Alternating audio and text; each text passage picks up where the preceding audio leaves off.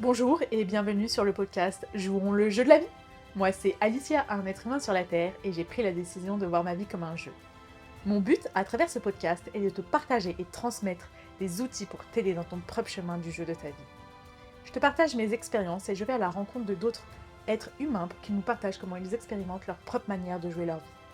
Alors c'est parti, prends ta manette, tes cartes ou encore ton stylo, c'est le moment du podcast. Bonjour et bienvenue dans ce nouvel épisode du podcast Jouons le jeu de la vie. Aujourd'hui, je vais vous parler de la confiance en soi. Dans les jeux, on commence un nouveau jeu, on ne sait pas trop à quoi s'attendre, on teste un petit peu. Ça peut être ça pour n'importe quel jeu vidéo qu'on joue en solo ou après même VS les bots ou VS les autres joueurs.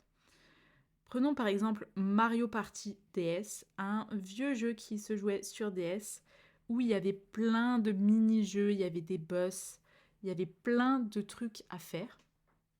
Donc la première partie, quand on fait, on galère un peu parce qu'on découvre les nouveaux jeux, on découvre le boss à la fin, on n'y arrive peut-être même pas. On réessaye, on réessaye, on réessaye jusqu'à ce qu'on y arrive. Et c'est comme ça que la confiance en soi, elle se crée. Petit à petit, on fait, on refait, on réessaie, on teste, on s'améliore. Dans les jeux, c'est plutôt simple, on se pose pas trop de questions, on essaye, on n'y arrive pas, on réessaye, on refait, on reteste des nouvelles techniques, on reteste différentes choses. C'est la même chose sur FIFA d'ailleurs. Au début, on est nul, ou alors on a quelques bases, et plus on va faire de parties, plus on va s'améliorer parce qu'on va tester différentes techniques, on va tester différentes passes, différentes compositions de joueurs, plein de choses. Et bien, dans la vie, c'est exactement pareil. La confiance, il n'y a pas vraiment de confiance générale. Enfin, il y en a une, mais c'est plus abstrait. C'est plus des confiances sur différents domaines. Par exemple, la confiance pour parler en public, la confiance pour, je sais pas, pour lever la main en classe, la confiance pour répondre à certaines questions, la confiance pour faire des sudoku, la confiance pour faire tel ou tel jeu, n'importe. Mais cela s'agrandit au fur et à mesure qu'on s'entraîne, qu'on fait. Par exemple, si moi, je prends ma confiance en moi par rapport au fait de parler en public, il y a quelques années, c'était pas ça du tout, comme je l'ai déjà dit beaucoup de fois dans les podcasts. J'ai commencé par dire bonjour à n'importe qui dans la rue, à poser des questions plus profondes. Après, j'ai développé ce podcast, j'ai pris des cours de chant, des cours de théâtre, des cours d'impro. Tout ça en français, et il y a un point qui était encore inconfortable il y a maintenant un an, qui aujourd'hui va beaucoup beaucoup mieux, c'était de parler anglais. Alors déjà, j'ai pas un excellent niveau en anglais, et puis m'exprimer en anglais, ça me freinait un peu, j'étais pas à l'aise. Donc j'ai pris des cours d'anglais avec une amie. Ça m'a grandement aidé déjà, ne serait-ce que pour me sentir à l'aise. Au début, je n'osais pas trop parce que je sais que ma prononciation c'est pas ouf, j'avais pas forcément les mots. Et dans les dernières séances que j'ai eues avec elle, que ce soit pas hyper bien, que j'ai pas forcément les mots, j'en avais complètement rien à faire. Ce qui fait là, je rentre de 3 semaines, enfin de 15 jours en Irlande, où j'ai parlé anglais, j'ai pas tout compris, j'ai pas eu forcément tous les mots pour m'exprimer, mais j'ai essayé, j'y suis allée et j'ai réussi.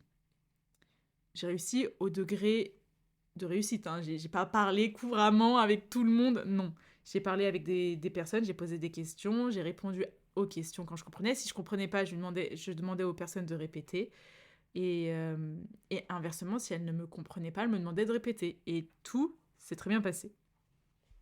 Donc la confiance, ça se nourrit, ça grandit en faisant des petits pas, ou après on peut faire des grands pas, peu importe.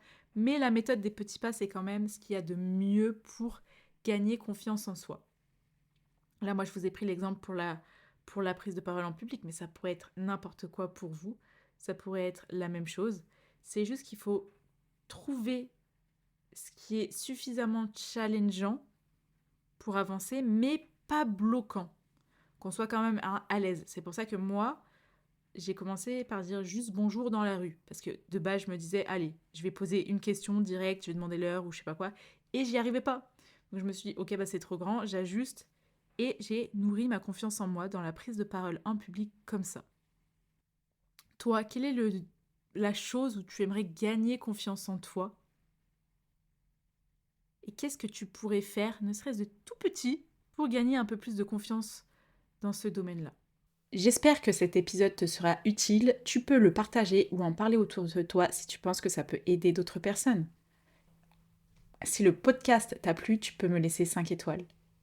Tu peux me retrouver sur Instagram à Alicia-Fiard ou sur LinkedIn à Alicia Fiard. Je vous souhaite une très belle journée ou une très belle soirée et à très vite.